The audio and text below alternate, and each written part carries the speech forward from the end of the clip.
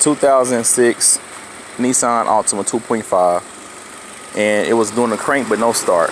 Only thing we did was change the radiator. After we changed the radiator, it wasn't starting no more. All of a sudden, don't know why. So we got ignition coils, we got spark plugs, got the gasket, the intake. We changed the PCV valve. What else we do? Oh, so all that didn't work. Had the battery charged.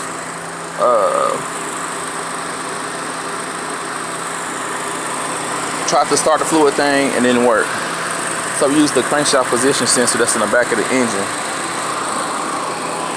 which is located back this way, by the transmission belt housing. So right now, I'm just letting it run and hope for the best, because it wasn't staying started. It'll start for like 5 minutes and then cut off. Start 5 minutes, cut off. It's been on for like 30 minutes now. So hopefully this works.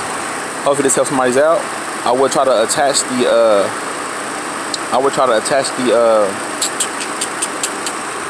the other video to get to the crankshaft position sensor. But when you take out the crankshaft position sensor, make sure you take off the the clip first before you get to that bolt that's behind it. But y'all see what I'll talk about when I post it.